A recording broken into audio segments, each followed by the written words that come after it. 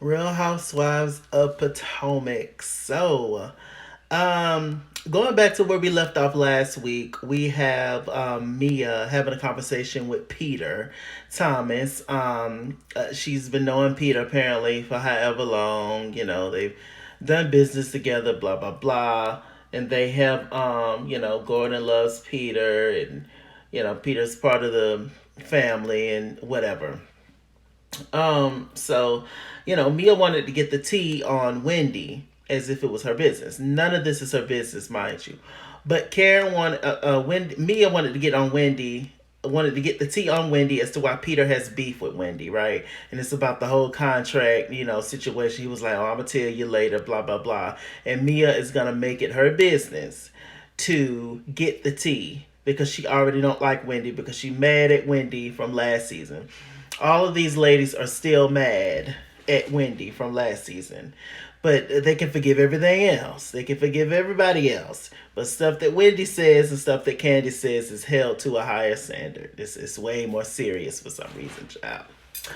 So, next we see Ashley, Robyn, and Gizelle. These ladies are complaining about the rooms. They don't like the rooms, etc. Um, Yeah, no, I don't know whose idea it really is when it comes to these rooms on these cast trips. I don't really know whose idea it is. I'm assuming the producers because they'll try to make it seem like that it's oh, they select a lady to plan the trip, and oh, this them planning the trip, but it's really not them. We know they ain't paying for nothing. It's the producers of the show. And so you know, I don't understand how they have 9 people on the trip and 6 and 5 rooms, and I don't understand. I don't know if money is the issue. What I really think it is, I don't think it's money. I think the real issue is they want to create drama. They want to create controversy. But I just think it's so silly that adults cannot have their own room and own bathroom, or at least their own room. I'll say because you can't really help how things are made. Um, but I mean, come on now. Come on, the fact that y'all be having people sharing rooms and all that, just stop. Just cut it out. Like, I just think it's silly. But anyway, um, so they're talking, and meanwhile, somebody flushing the toilet, and Gizelle hears it in her room. It's like, which one of them pipes bust on the ass and shit come running down? Pop on the hit forehead, child. But anyway, um, so they're talking. Ashley says that she found a house that she liked. She made an offer on it, but the tenants are not willing to leave until a certain amount of time, and she's deciding not to go with it because she wants to leave now and blah blah blah. I'm starting to believe that this whole divorce thing is a fluke when it comes to Michael and Ashley. I just really, I'm starting just not to like it. Starting not to believe it that they're actually getting a divorce. I really don't. And looking at a couple of people's videos and stuff. Shouts out to my girl Tisa Tales. I love her. Um, and she, I believe she was talking about just how different states operate in terms of divorce and all that kind of stuff. And apparently it's kind of strict over there in the DMV area and stuff. And so the fact that they're over there versus like more of a liberal state like California, um, where maybe Ashley could actually get something out of Michael, but since Ashley and Michael has only been married for 8 years, she's not gonna get as much as she thinks she is, or she may not get anything because she has no wealth of her own that they didn't create anything together.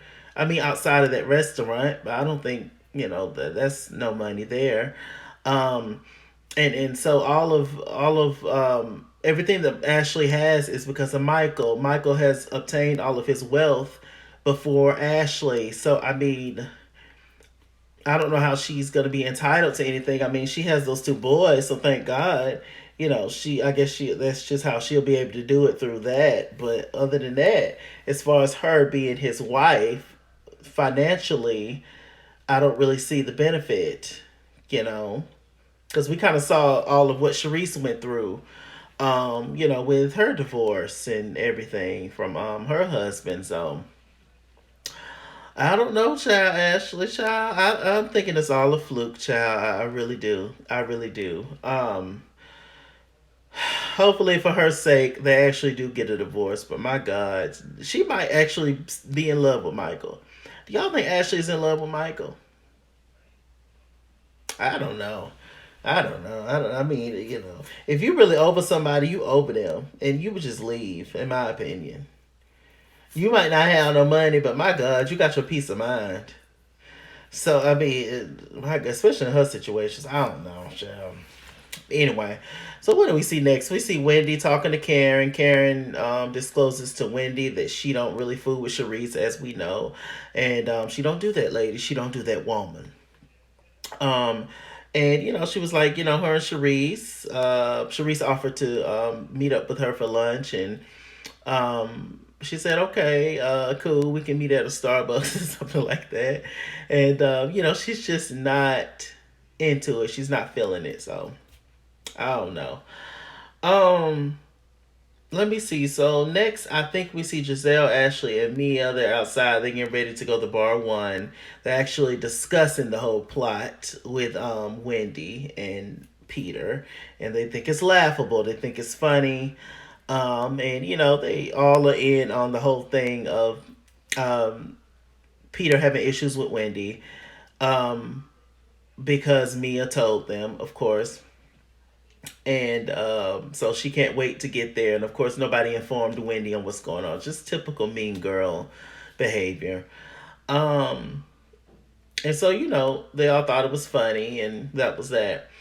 So we get to the actual bar one. They're all sitting down. I can tell this entire episode, Mia was hyped up. She was geeked up. Mia was feeling herself this episode for some reason. I don't know if it was because of her. This is her trip. I don't know if it's because her best friend Jackie was there.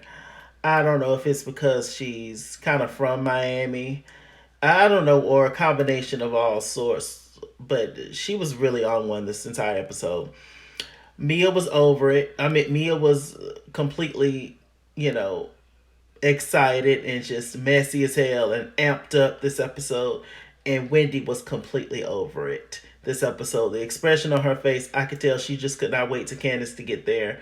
She was just over it because I think that as time went on, outside of maybe Karen, she started and somewhat to Ashley, but Ashley is not to be trusted either. But at least Ashley is cordial and kind of friendly with Wendy. But I think Wendy started to realize that these girls are not my girls. That I don't really care for any of these women on this trip, on this show, and they don't like me either. And so I think she was just kind of over it. Just in my mind, just what I think, just based on her facial expressions. So they're all sitting down and stuff. Wendy and Karen and Charrisse had a little exchange. Um, I'm not gonna talk about everything they talked about because it's kind of minor. But Charrisse basically just wanted to know what issue does Karen have with her. Karen said, "I don't have an issue with you. I've just evolved and moved on. It's nothing. But I haven't heard from you in 5 years. So why now? Why all of a sudden you want to talk to me now?" Um, Wendy had kind of interjected in that conversation and stuff, and she also called Mia out and said that Mia was talking crap about Charrisse in the car, and they was. And also this entire time they have all been talking crap about Candiace. Not all of them, I'll say, but definitely Mia.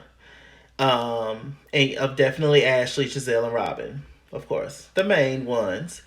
They was talking crap about Candiace the entire time. I was like, damn, but it's crazy. It is crazy and insane. I said, child, in the car, and you could tell Wendy didn't like that either. So, it was multiple reasons probably why Wendy was over it tonight. Um, so, Mia says to the group that she was over Charisse's attitude and blah, blah, blah. And so, yeah. Listen, I don't have a problem with Charrisse, but I'm all here for OGs coming back and all that kind of stuff. But there's really no point in bringing Charrisse back. If you're gonna bring somebody back, bring a heavy hitter back. Charrisse is not really a reader like that. She's not quick witted, in her reads and her responses. She's not, that she's very much so above it all, in a sense, and she's just not with it. She's not with the mess. She's not with the drama. So I mean, Charrisse can go. Let this be Charisse's final season officially, please. There's no need to bring her back, and we see waving at her in the background. We don't need to see Charrisse at all. It's all good. Wish you the best, hon. So after that, Peter came over to hug everybody, and everybody kind of had a smirk on their face because they knew what Peter's issue was with Wendy, except for Wendy. And so then Charrisse and Mia gets up to make it their business to go over to find Peter and figure out what's going on with Wendy. And then that's when Peter said, she hasn't responded back, and oh, I did this, and oh, I did that for her, and I'm slighted because she's over here in my city. I didn't know you were from Miami, Peter. Talking about she's over here in my city, and you came to my restaurant, and it wasn't her choice to come to your restaurant, Peter. It was Mia's. Child. So, I mean, I was just like, look, it was just stupid. And of course, Peter wanted, but she was going to do that anyway, wanted Mia to go back to the table and express what just happened. So that's what she did. So she walked over there and stuff, and then she started this whole thing with Wendy, Mia, talking about, oh yeah, well, Peter says that, you didn't send him a contract, and this bad for business, and why didn't you contact him, and just coming at Wendy constantly. And Mia was like, what you mean, what are you talking about, first of all, and what you mean Peter has an issue with me? I don't have issues with men. He need to talk to my husband about that. And Mia, you need to watch your mouth, because that's my family. That's my family. Watch your mouth. Started this whole thing. I said, okay. So they started going back and forth and back and forth. And all of a sudden, I cannot remember in particular what Wendy said, but Wendy Mia just threw a drink at her. Did it actually hit her though? It kind of looked like it just hit the table, but whatever. She threw the drink, and then Karen is in between Mia and Wendy, and then Karen slides back, and then it just goes downhill from there. It was insane. It gets absolutely crazy. They're going back and forth, and Wendy's saying all kind of stuff to Mia, and Mia saying all kind of stuff to Wendy. It just started to get really, really bad. It lasted a long time. Robyn and Gizelle is over there laughing, and of course on Mia's side, and Robyn is over there filming the entire thing like a little teenager. And she kept calling Wendy antagonistic, and said, "Oh, you antagonize people," and that's what you get. It's always that's what you get when it comes to somebody you don't like. Always. And so it just started to get crazy. At one point, Karen got hit. They asked Karen, "How did you avoid getting water on you?" And Karen said, "Well, God loves me." And it was just insane. One of the security guards ended up taking Wendy out and said, "You're better than that, honey. Don't do this. Don't do this." Mia ended up walking off. Her and Jackie, who she treats like a dog, and talk about her like a dog. And they ended up coming back, and they ended up getting into it again, and then Mia hit Wendy with the purse and all that kind of stuff, and it just got crazy and it got insane. My biggest issue is actually Robyn. I just can't with her. Robyn should have been off the show. I've been saying this for years. A lot of us have been saying this for years. She's had the exact same storyline since season 1. Juan is not going to marry her. She is just she's tired and through, and it's just it's way past colorism and all that on this show. Even though I don't even know if you can go way past colorism because that's a huge issue. But it's just just get off my screen. Goodbye. You and Gizelle are just the biggest freaking hypocrites, and it was just disgusting watching this entire episode with them and how they were acting, how the things that they were saying, everything. If y'all watched it, y'all will know. It just really made me mad, to be honest.